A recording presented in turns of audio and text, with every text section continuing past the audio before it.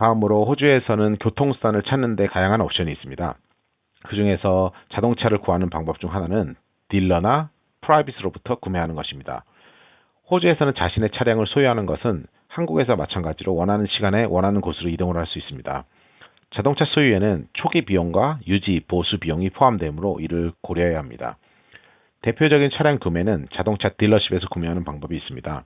딜러십은 다양한 차량 옵션을 제공하며 중고차나 신차를 구매할 수 있습니다. 딜러는 보증과 애프터 서비스를 제공하기 때문에 신뢰성과 안심을 얻을 수 있습니다. 다음으로 프라이빗인데요. 프라이빗은 개인사에서 자동차를 구매하는 방법입니다.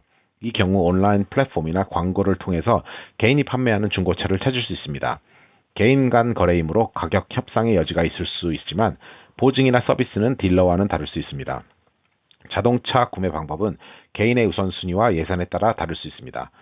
딜러나 프라이빗 등의 옵션을 고려하여 자신에게 가장 적합한 방법을 선택할 수 있습니다. 당연히 두 방법 모두 테스트 드라이브를 할 수 있습니다. 또한 개인 거래의 경우 판매자가 동의할 경우 자동차 정비소에서 점검을 받고 거래를 진행할 수 있습니다. 호주에서 자동차를 사고 대금을 지불할 때 결제하고 등록하는 방법에는 뱅크체크와 캐시바이가 있습니다. 뱅크체크는 교통수단의 결제를 위해 은행 수표를 사용하는 방법입니다. 은행 수표는 안전하고 신뢰성이 높은 결제 수단으로 간주되는데요. 은행에서 수표를 발행하고 수표를 판매자에게 전달하여 결제를 완료할 수 있습니다. 이 방법은 대부분의 판매자나 딜러가 추천하는 결제 방식입니다. 보통 15불 정도가 발생하는데요. 이 방식을 이용하면 뱅크체크 이름이 적힌 사람만이 이 금액을 수령할 수 있습니다. 두 번째로 캐시바이는 현금으로 직접 결제하는 방법입니다. 판매자에게 직접 현금을 전달하여 교통수단의 비용을 지불합니다. 이 방법은 편리하고 빠른 결제 방식이지만 안전 문제에 주의를 해야 합니다. 큰 금액을 가지고 다니는 경우 주의를 기울이고 거래를 할 때는 공공장소나 안전 환경에서 진행하는 것이 좋습니다.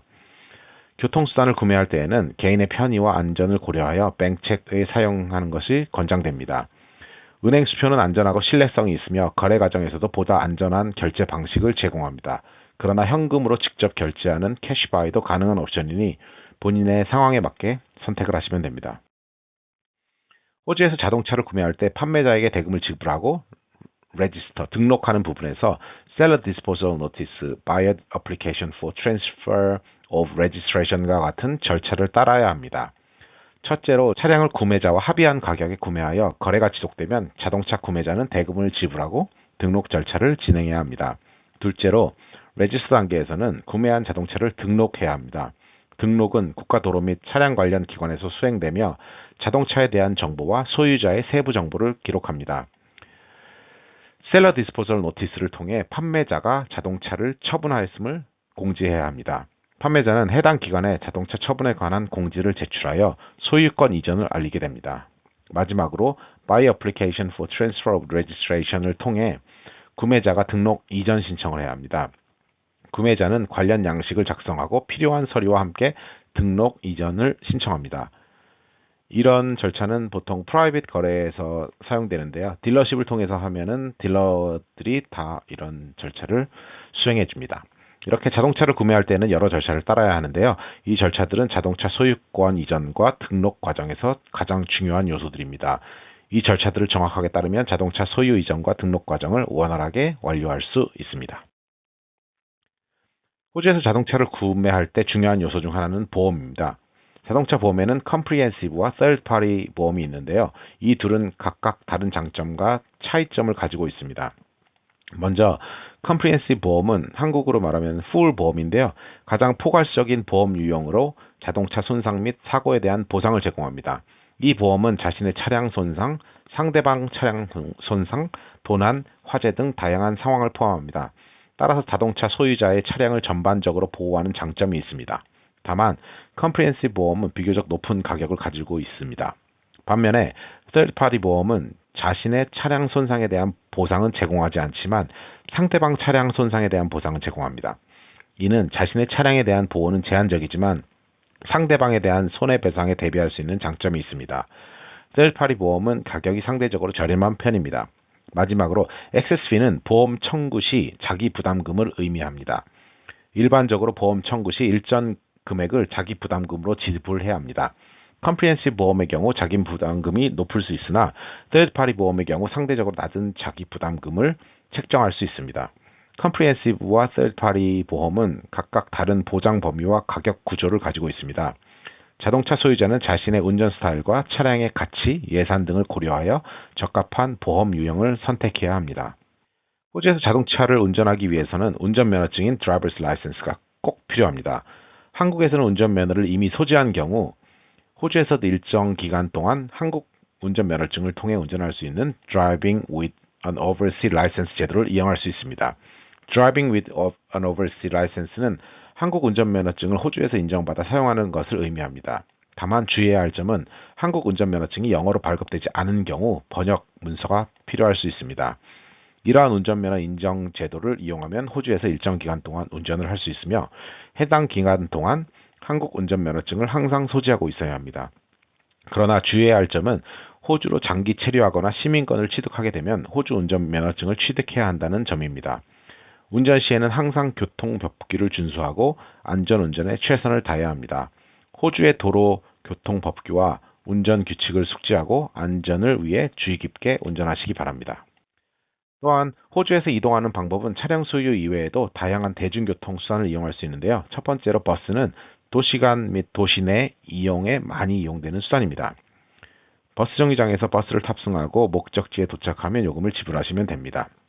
버스 노선 및 운행 시간은 해당 지역의 교통 운송기관 또는 인터넷에서 확인할 수 있습니다. 두 번째로 트레인이 있는데요. 장거리 이동에 많이 이용되는 대중교통 수단입니다. 기차역에서 티켓을 구매한 후 목적지까지 기차를 이용하시면 됩니다. 기차의 노선과 시간은 기차회사의 웹사이트나 어플리케이션을 통해 확인할 수 있습니다. 세 번째로 트램인데요. 트램은 주요 도시 내 이동에 이용되는 수단입니다. 트램 정류장에서 탑승하고 목적지에서 하차하시면 됩니다. 트램의 노선과 시간은 역시 해당 도시의 교통정보를 확인할 수 있습니다. 네 번째 택시인데요. 택시는 편리하게 이용할 수 있는 개인 운송 서비스입니다. 거리와 시간에 따라 요금이 부과되며 보통 도로나 택시 승강장에서 택시를 탑승할 수 있습니다.